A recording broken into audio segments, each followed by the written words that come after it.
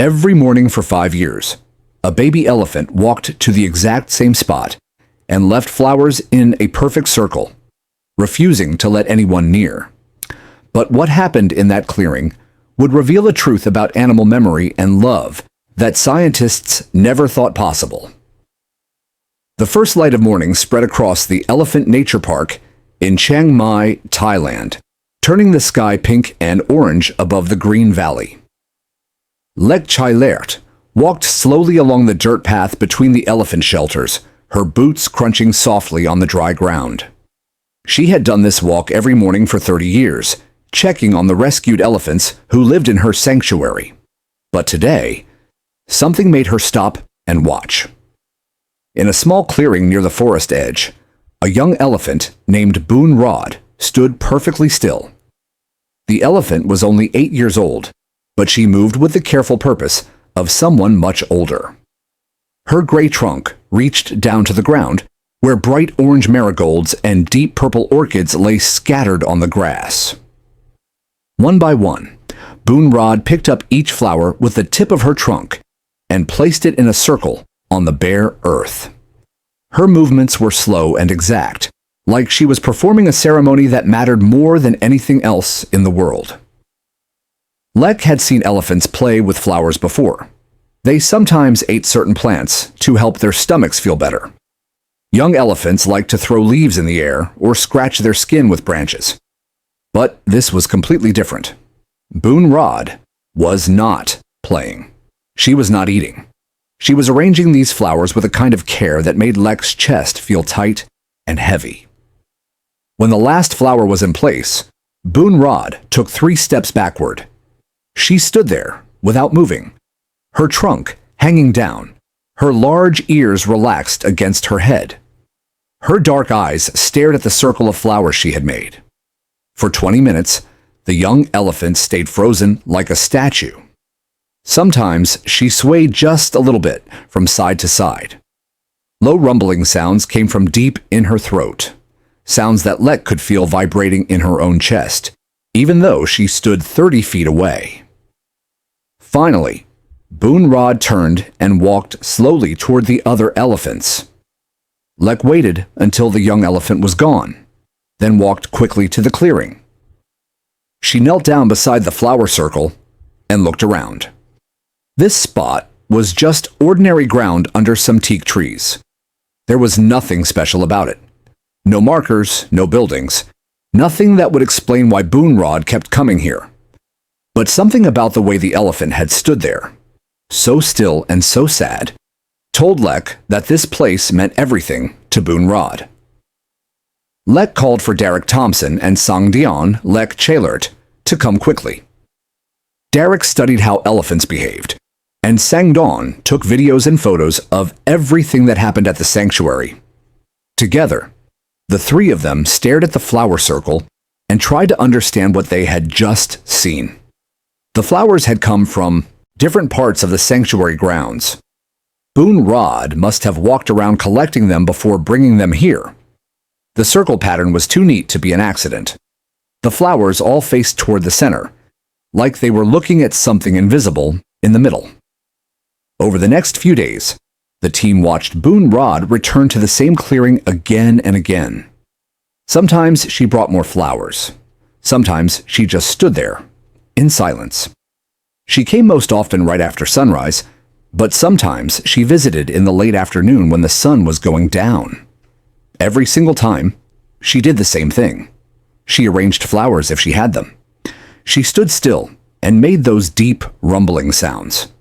Then she walked away, slowly, like leaving hurt her heart. Lek decided to look at the old videos from the sanctuary's cameras.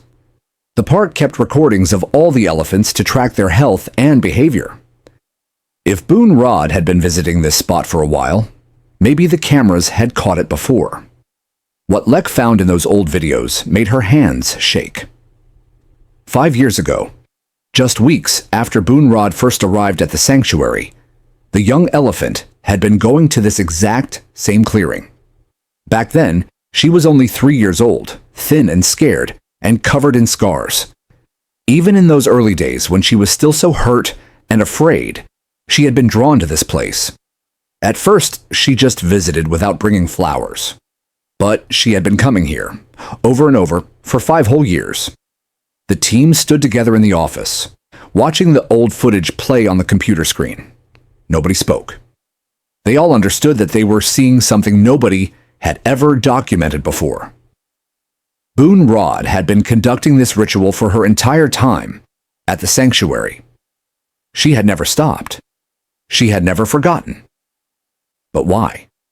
What could make a young elephant return to the same patch of ground, year after year, with such love and dedication? What had happened here that mattered so much?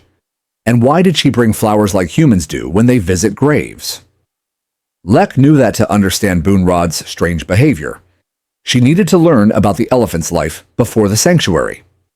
She called everyone she knew who worked to rescue elephants across Thailand. She talked to former elephant trainers, animal doctors, and wildlife officers. Slowly, piece by piece, a terrible story began to form. It was a story that showed how cruel the elephant tourism business could be, and how strong the love between a mother and baby could be, even when everything went wrong. Boone Rod had been born at a small elephant camp near Mae Cham, a town about 3 hours from Chiang Mai. Her mother's name was Ploy, and she was a working elephant. Every single day, Ploy carried tourists on her back for 8 hours at a time. A heavy wooden saddle dug into her spine while people sat on top of her, taking pictures and laughing. When Boone Rod was born, the camp owners were happy. Baby elephants brought more tourists, and when baby elephants grew bigger, they could be trained to do tricks and give rides too. But baby elephants are not born knowing how to obey humans. They are wild and strong, and want to stay with their mothers, to break their spirits and make them easy to control. Many camps used a horrible practice called Fajan, which means the crush. Dr. Precha Phuangkam was an animal doctor who worked at the Mae Cham camp for a short time before he quit because he could not stand to watch what they did. He told Lek everything. When Boone Rod was only 6 months old, men took her away from her mother and locked her in a tiny wooden cage. The cage was barely bigger than her small body. For several days, they kept her trapped with almost no food or water. Trainers used sharp metal hooks and bamboo sticks to hurt her over and over.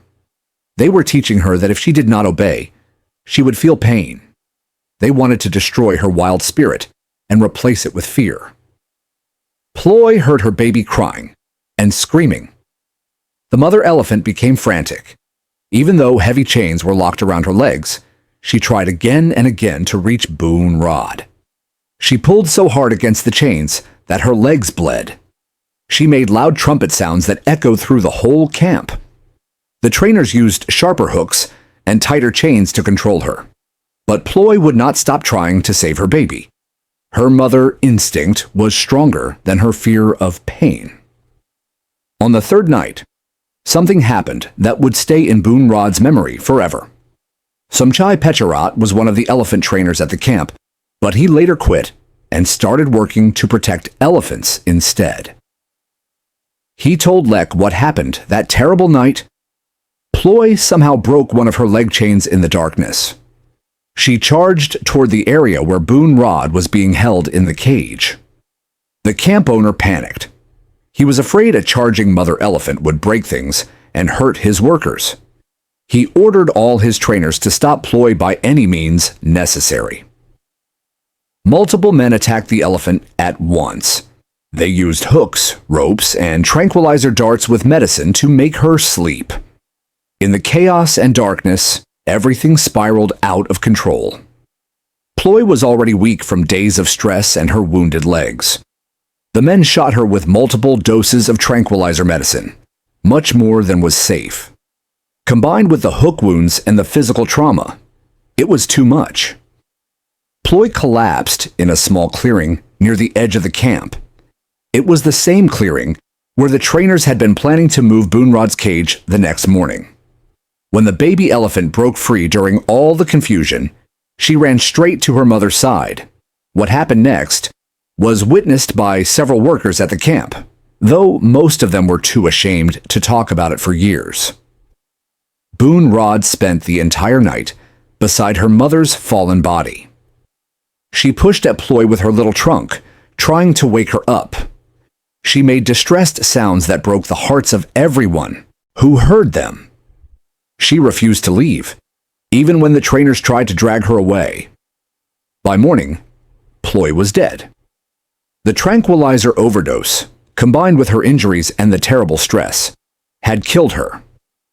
The camp owners knew they had a big problem. They quickly buried Ploy's body in the forest and kept training Boone Rod with even more brutal methods. But the baby elephant, now completely alone and traumatized by watching her mother die, became withdrawn and empty. She would not eat.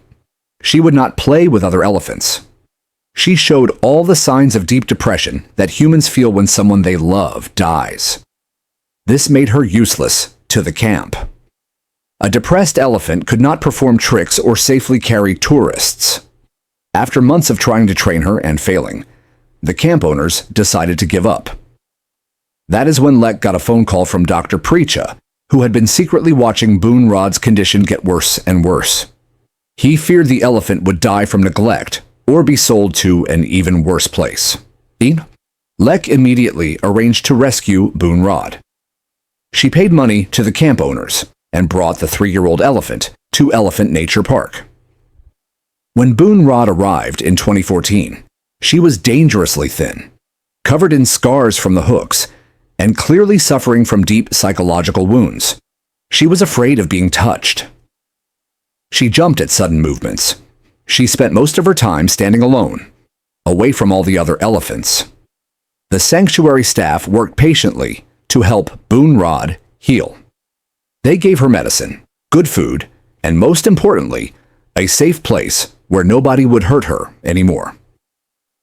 Her body healed relatively fast, but her emotional wounds went much deeper.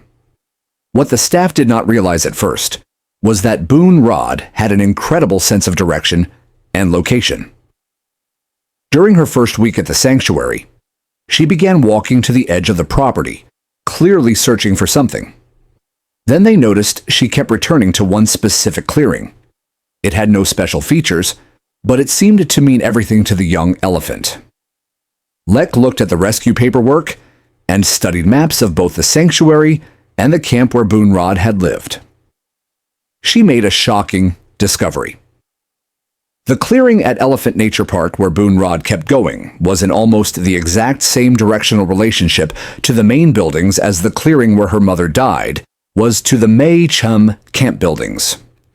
Boone Rod, brought to a new place over 50 kilometers away, had somehow found a spot that matched the geography of where she lost her mother. The discovery about Boone Rod's behavior amazed scientists who study how elephants think. Dr. Joshua Plotnick was a psychologist who had been researching elephant intelligence in Thailand for more than 10 years. When he heard about Boone Rod, he traveled to Elephant Nature Park to see for himself. What he witnessed would help prove groundbreaking facts about elephant memory and how they deal with grief. Dr. Plotnick explained that elephants have thinking abilities that scientists were only beginning to understand. An elephant's brain weighs about 5 kilograms, compared to a human brain that weighs about 1.4 kilograms. Elephant brains contain about 257 billion neurons, which are the cells that help brains think and remember. That is 3 times more neurons than humans have. The part of the elephant brain that handles memories and emotions is bigger than in any other land animal, even bigger than in humans. This brain structure gives elephants abilities that seem almost magical. They can remember where water sources are located even if they visited them decades ago. They can recognize the voices of more than 100 different elephants. They can maintain complex friendships across huge distances. But Boone Rod's behavior suggested something even more remarkable.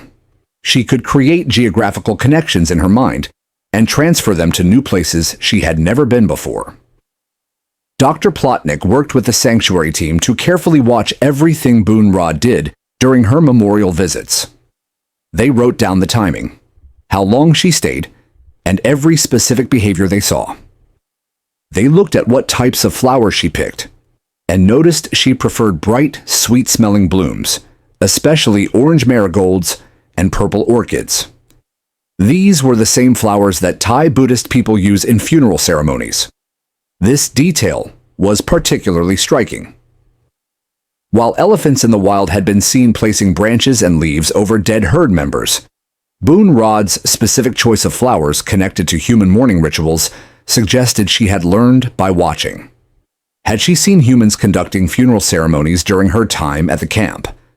Was she copying behaviors she observed and adapting them to her own way of grieving?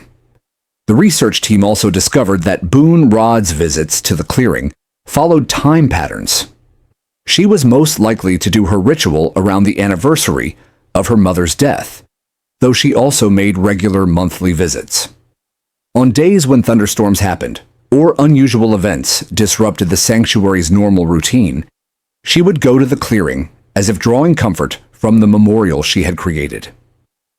Dr. Sherman De Silva had spent years studying wild elephant populations in Sri Lanka.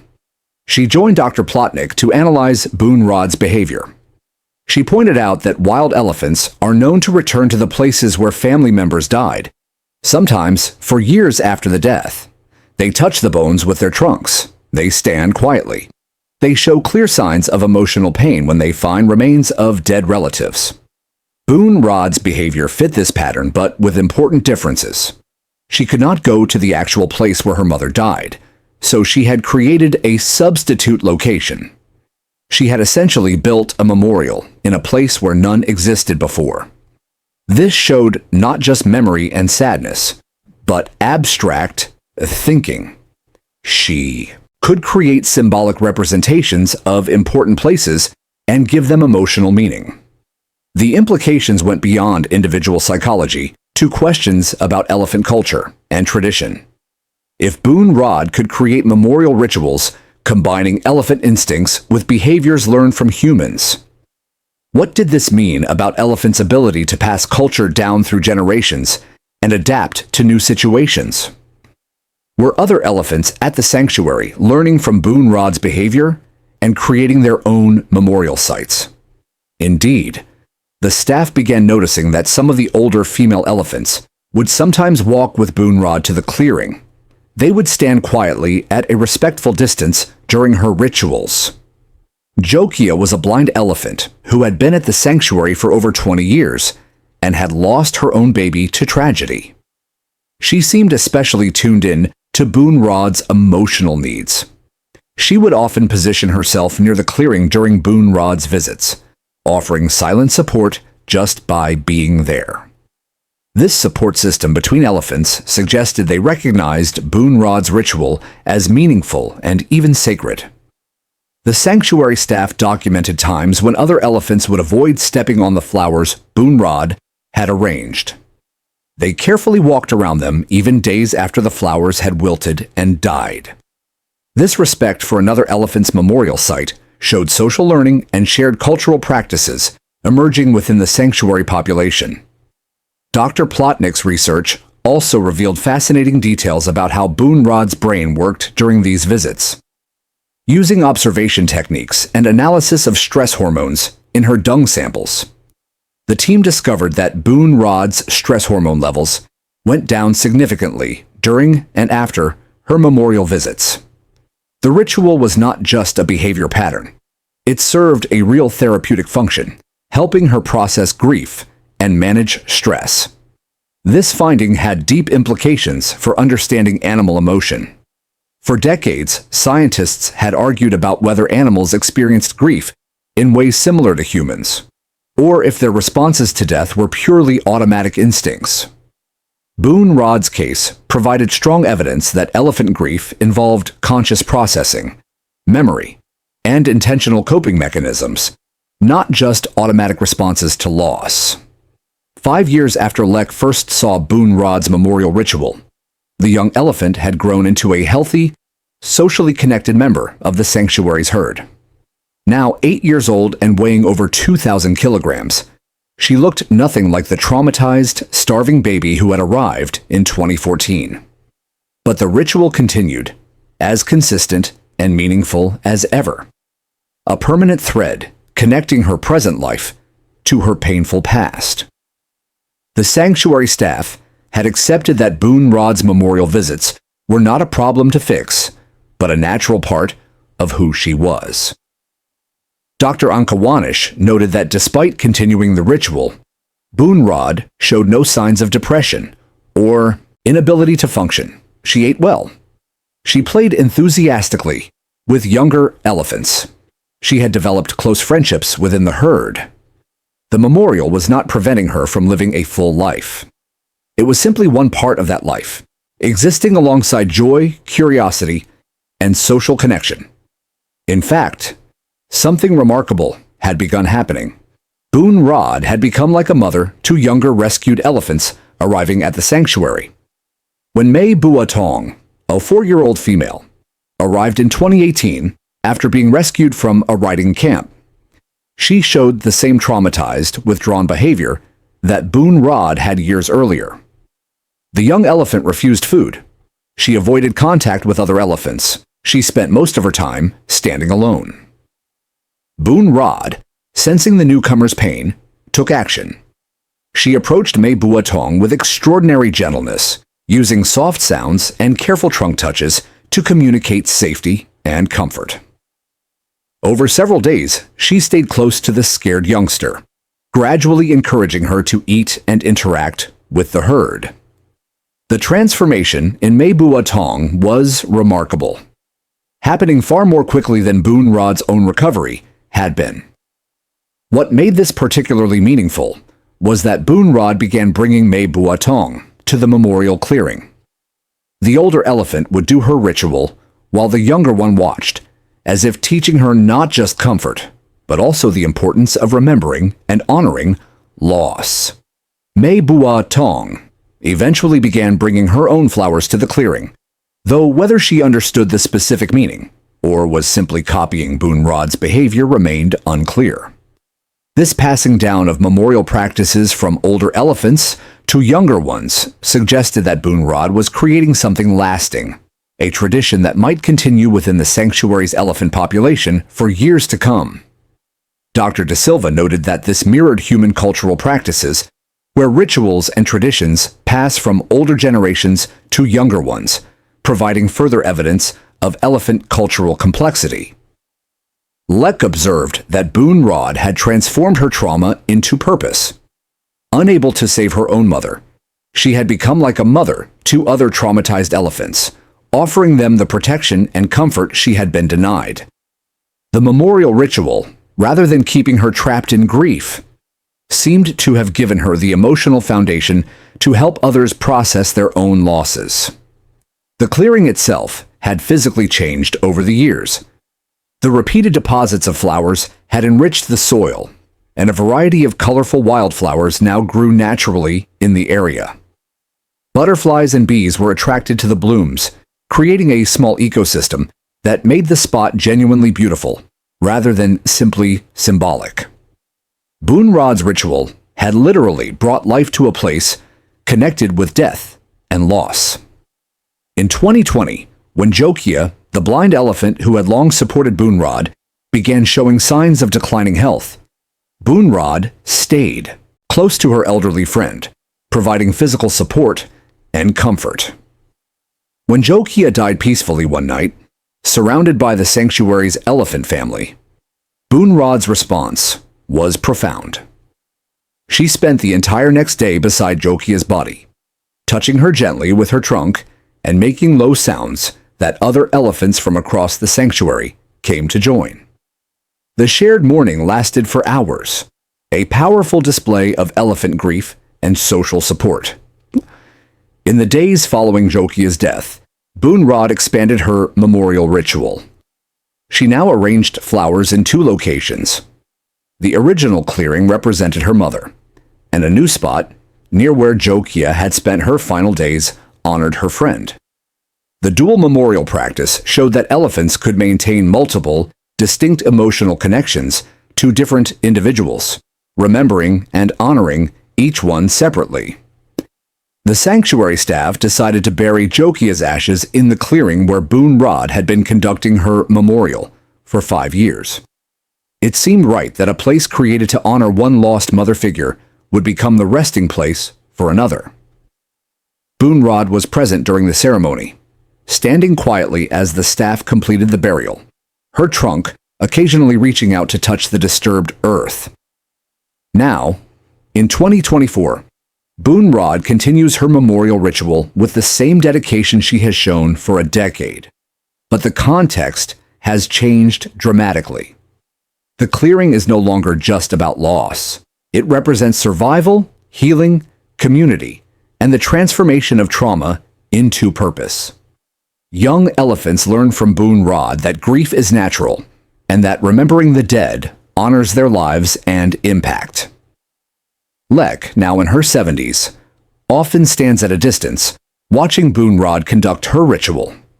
She thinks about how this one elephant's devotion to memory has taught humans deep lessons about animal emotion, intelligence, and the ethical responsibilities we have toward creatures capable of such profound feeling.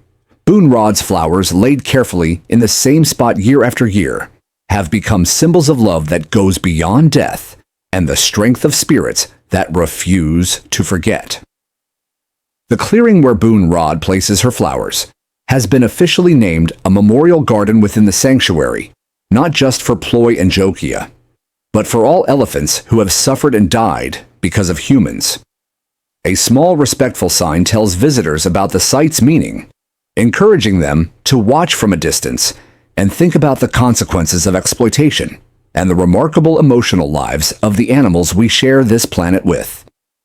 Boon Rod's story reminds us that grief is not weakness, but a measure of love's depth. That memory keeps the dead alive in our hearts, and that even in the darkest times, the bonds between mother and child can never truly be broken.